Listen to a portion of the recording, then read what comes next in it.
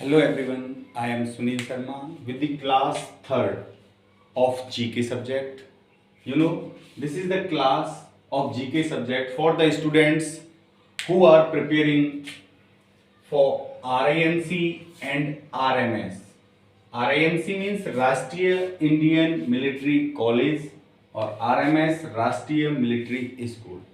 जो बच्चे इन दोनों स्कूलों के एंट्रेंस एग्जामिनेशन की तैयारी कर रहे हैं उन बच्चों के लिए ये खास क्लास है जो मैंने अभी पिछले 2 दिन से ऑनलाइन ये YouTube पे वीडियो अपलोड करना शुरू किया। आज मेरी तीसरी क्लास है।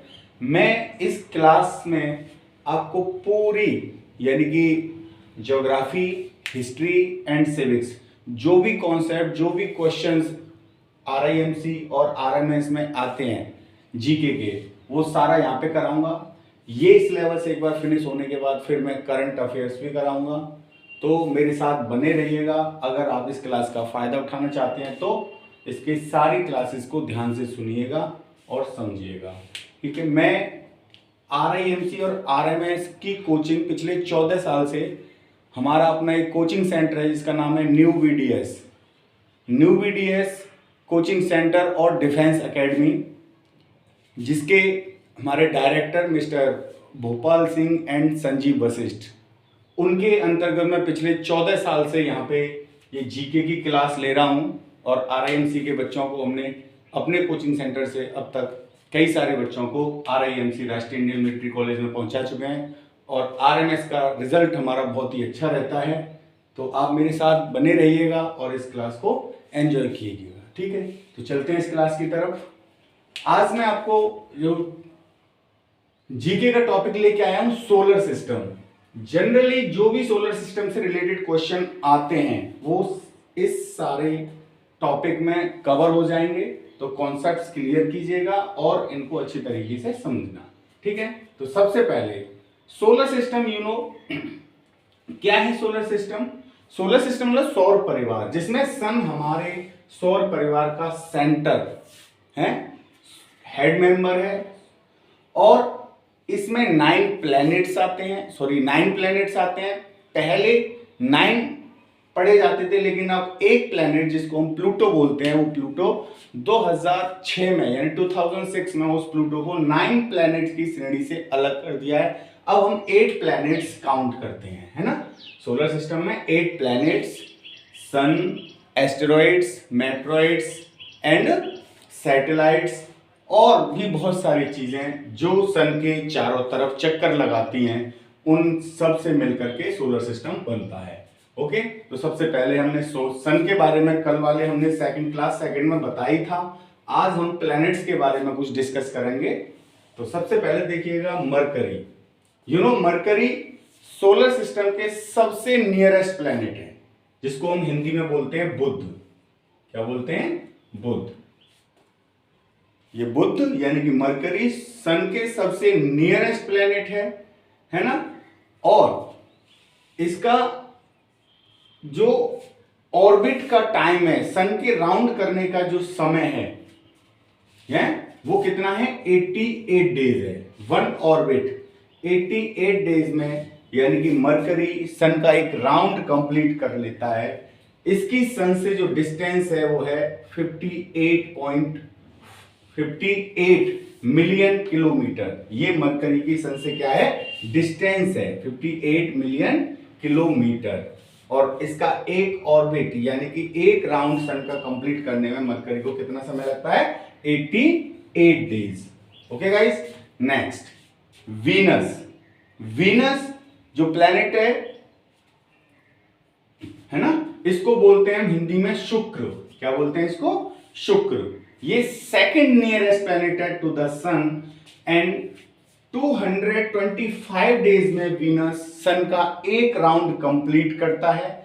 वीनस को सबसे ज्यादा चमकीला और सबसे ज्यादा गर्म ग्रह भी कहते हैं, है ना। Hottest and brightest planet in the solar system and this is also called the evening and morning star. इसको इवनिंग और मॉर्निंग स्टार भी कहते हैं। ओके गाइस, तो नेक्स्ट चलते हैं हम अर्थ।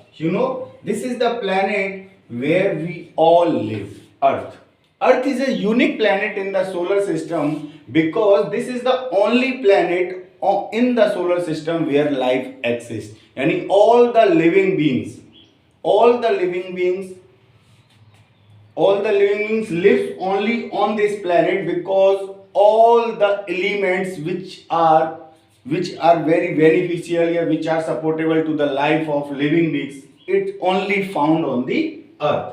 यानी सारी चीजें जो एक लिविंग बीइंग्स को जीने के लिए चाहिए वो सिर्फ कहां पे पाई जाती हैं? अर्थ पे पाई जाती हैं. इसलिए इसको यूनिक प्लेनेट कहते हैं, सबसे अलग ग्रह हैं. तो इसको नीला ग्रह भी कहते हैं, ब्लू प्लेनेट भी कहते हैं. आप शायद जानते होंगे इसको ब्लू प्लेनेट क्यों कहा जाता है. बिकॉज क्योंकि इकलौता ऐसा ग्रह है जहां पे इतनी मात्रा में पानी है, यानी कि 71% area of the earth is covered with water, है ना. 71% एरिया इस अर्थ का किससे कवर्ड है? पानी से कवर है ना. इसलिए इसको ब्लू प्लेनेट कहते हैं. जब इसको स्पेस में से हम देखेंगे ना तो अर्थ कैसा दिखाई देता है? नीला दिखाई देता है. अब बात करते हैं इसके ऑर्बिट पे. एक ऑर्बिट कंप्लीट करने में, यानी सन का एक चक्कर पूरा करने में अर्थ को कितना समय लगता है? 365 दिन 6 घंटे. कितना समय लगता है? 365 डेज 6 आवर एक ऑर्बिट कंप्लीट करने में. और अपने एक्सिस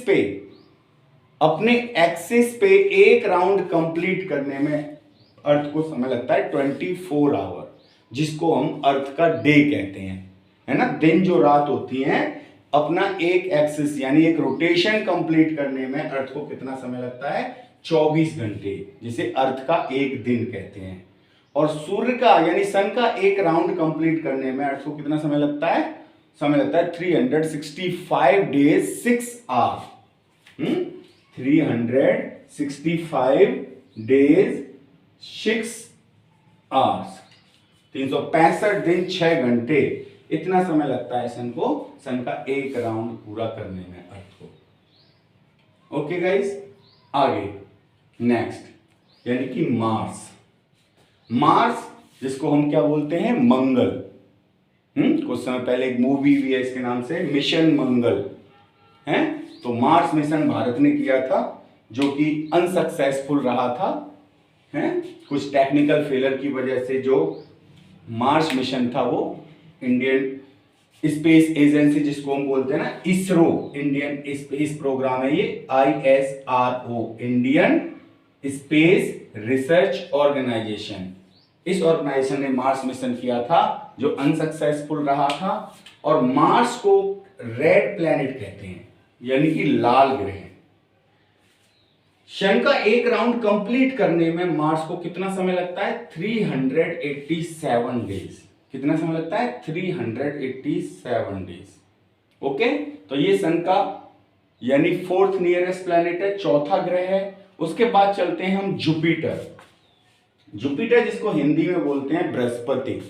क्या बोलते हैं? बृहस्पति. सन का एक राउंड करने में जुपिटर को कितना समय लगता है? 12 साल. एक राउंड करने में कितना समय लगता है? 12 साल. इसके जो सैटेलाइट्स हैं सन के वो कितने हैं? 79. बट कंफर्म सैटेलाइट माना जाता है 53. जो कंफर्म सैटेलाइट माने जाते हैं वो कितने? 53 कंफर्म सैटेलाइट माने जाते हैं, है ना. पूरे सोलर सिस्टम का सबसे बड़ा प्लेनेट है ये जुपिटर, है. यानी सोलर सिस्टम में होता है 8 प्लेनेट होते हैं. 8 में पहले 4 जो होते हैं उनको इनर प्लेनेट कहते हैं. क्या बोलते हैं? Inner planet. पहले 4 प्लेनेट है वो. और बाद के जो 4 प्लेनेट होते हैं वो कहते हैं आउटर प्लेनेट. पहले 4 में आ जाते हैं मरकरी, वीनस, अर्थ, मार्स, है ना. इनको बोलते हैं इनर प्लेनेट. और इनको टेरेस्ट्रियल प्लेनेट भी कहते हैं. क्या बोलते हैं? Terrestrial planet. क्योंकि ये अर्थ की तरह लगभग दिखने वाले प्लेनेट हैं सारे, है ना. और जो बाद के 4 प्लेनेट हैं जुपिटर, सैटर्न, यूरेनस, नेपच्यून, ये बाद के 4 प्लेनेट हैं. इनको गैसेस प्लेनेट कहते हैं. क्या बोलते हैं? Gases planet. समझ आ रहा है? तो इनको गैसेस प्लैनेट बोलते हैं। तो ये जुपिटर जो बताया अर्थ का सबसे बड़ा प्लैनेट, सॉरी अर्थ का नहीं, सोलर सिस्टम का सबसे बड़ा प्लैनेट होता है। इसको सन का एक राउंड पूरा करने में कितना समय लगता है? 12 साल लगते हैं। सबसे ज्यादा सैटेलाइट्स हैं इसके 79, बट कंफर्म्ड सैटेलाइट कितने हैं? 53, जिनको साइंटिस्टों ने अप्रूव किया हुआ है। Okay, next after Jupiter Saturn, you know Saturn is the sixth planet from the sun. This planet is called the ringed planet, यानी इस प्लैनेट को रिंग प्लैनेट भी कहते हैं। क्या कहते हैं? इस प्लैनेट के आइस चारों तरफ यानी क्या होती है? आइस की एक रिंग होती है, इसलिए इसको बोलते हैं रिंग्ड प्लैनेट। एक राउंड पूरा करने में, सन का एक राउंड पूरा करने में इसको 29 ईयर्स लगते हैं, है ना? कितना समय लगता है? 29 ईयर्स लगते हैं। इसके सैटेलाइट्स जो हैं वो कितने हैं? 62 सैटेलाइट हैं सन के, लेकिन कंफर्म सैटेलाइट इसके भी कितने बताए जाते हैं? 53, है ना? अगला आता है हमारा 7th number of planet, this is called Uranus. Uranus ये 7वां प्लैनेट है, जिसको बोलते हैं हम हिंदी में अरुण। क्या बोलते हैं? अरुण। और सैटर्न को बोलते हैं शनि। सैटर्न को क्या बोलते हैं? शनि। यूरेनस को बोलते हैं अरुण, जिसको सन का एक राउंड पूरा करने में कितना समय लगता है? 84 डेज। कितना समय लगता है? Sorry 84 years, not days. Sun का एक राउंड पूरा करने में 84 ईयर्स लगते हैं इसे, अर्थ के 84 ईयर्स। तो इसका मतलब यूरेनस का 1 year is equal to 84 year of earth.